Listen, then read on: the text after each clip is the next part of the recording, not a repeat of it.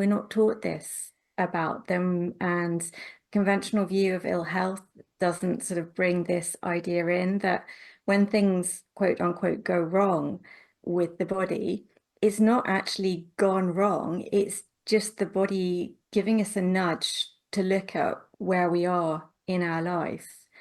And yeah, for me, that was the nudge that no, this career path into the business world is it's not your path.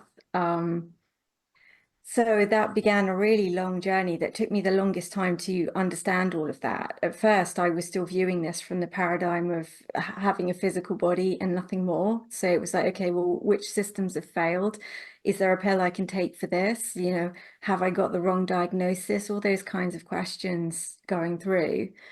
And I was fortunate because I just stumbled upon a nutritionist and starting to investigate how I was like literally feeding my body gave me some clues. I found some feed groups that were really not supportive. So when I cut them out, my energy lifted.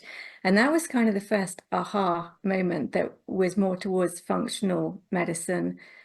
So it took me a long time to fully explore that avenue. I started bringing in yoga, which again was that first tiny little glimpse of sort of connecting into the energetic body, not just the physical.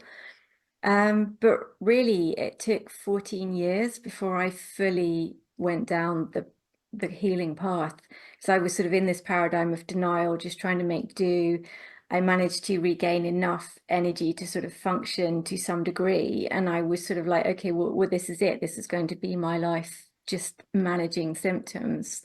I'd given up my job in the city and I started doing something creative. So that was like my first clue of this is who Katie really is. Katie is creative. Yeah. I'd always known that. I mean, I'd always been into craft as a small child, but in my mindset and the social setup around me, it's like you don't make a living out of doing creative stuff. That's a nice hobby on the side. And it was kind of pushed into my path. So it was actually working with beads was my creative outlet. And I remember, traveling in the States, funnily enough, I was always fascinated by the Native American beadwork.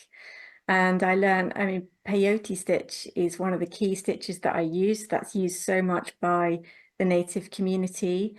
And, and I learned things like if it's used for sort of more decorative stuff, it's called gourd stitch, it's peyote stitch when it's more spiritual things. So I was learning these little things that didn't have any sort of significance for me at the time.